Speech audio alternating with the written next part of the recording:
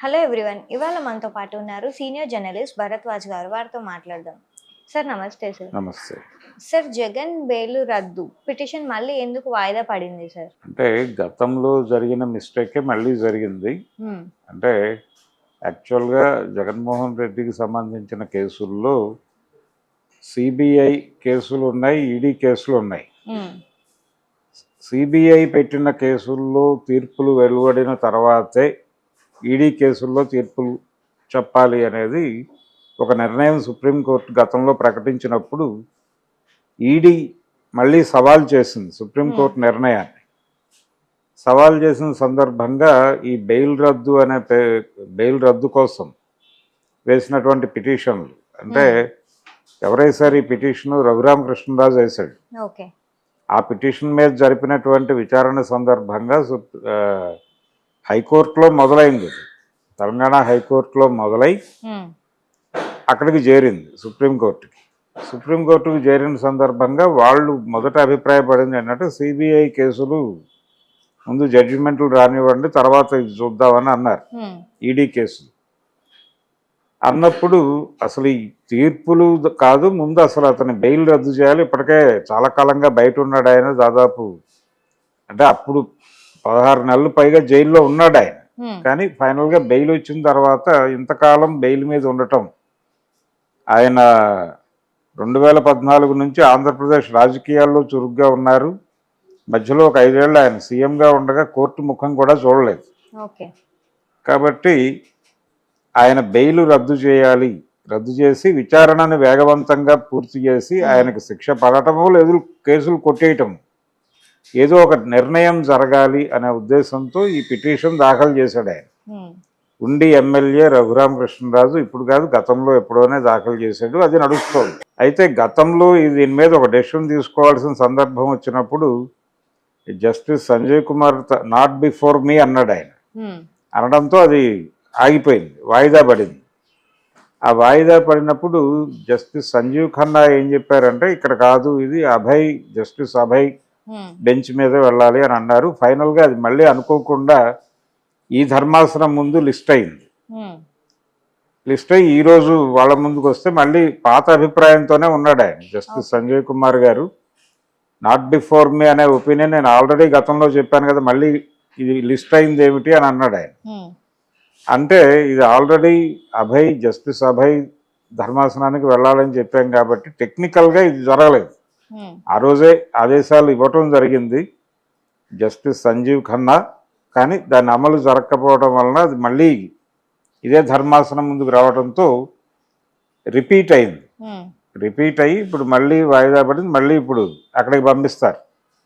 అక్కడ మళ్ళీ విచారణ జరిగి వారే నిర్ణయం ప్రకటిస్తారు. డెఫినెట్గా టైం తీసుకుంటుంది అది. అంటే ఈ పిటిషన్ మీద ఇమ్మీడియట్ నిర్ణయం లేదు, ఇమ్మీడియట్గా ఆయన జైలుకి వెళ్ళే పరిస్థితి లేదు. బెయిల్ రద్దు అయిపోయి ఆయన జైలుకి వెళ్ళిపోతాడు ఏదో. అంటే దీన్ని ఎలా ప్రొజెక్ట్ చేస్తున్నారంటే ఆయనకి చుక్కెదురు అన్న, జగన్కి చుక్కెదురు కోర్టులో అన్న టైప్లో వ్యాఖ్యానాలు చెప్తున్నారు. కానీ ప్రస్తుతానికి ఆయనకు వచ్చిన ప్రమాదం ఏం లేదు. ఆయన బెయిల్ కొనసాగుతుంది. ఒకవేళ రేపు ధర్మాసనం అభయ్ గారి ధర్మాసనంలో ఏదైనా వ్యతిరేక తీర్పు వచ్చినా ఆయన మళ్ళీ అప్పీల్ చేసుకుంటాడు. అప్పీల్ చేసుకుని అప్పీల్ బెయిల్ మీద కొనసాగుతాడు. కాబట్టి అంతిమ నిర్ణయం సీజే నుంచి అంతిమ నిర్ణయం వచ్చే వరకు పోరాడేటువంటి ఛాన్స్ ఉంది ఆయన.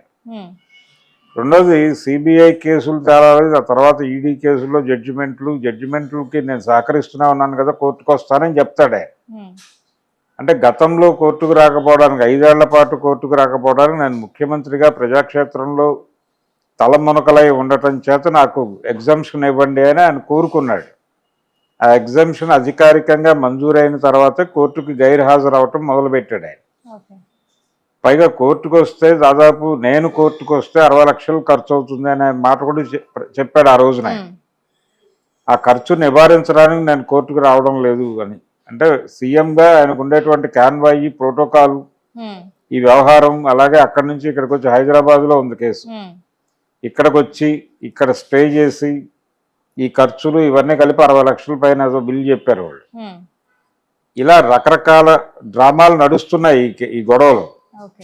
ఇంతకాలం పెండింగ్ అయిపోవడం ఏమిటి, జడ్జిమెంట్లు ఇంత లేట్ అయిపోతే అలాగా అంటే ఏదైనా ఒక కేసులో ఒక తీర్పు ఆలస్యం అయితే ఒక రకంగా న్యాయం జరగనట్టుగానే భావించాల్సి ఉంటుంది అనే అభిప్రాయం ఉంది.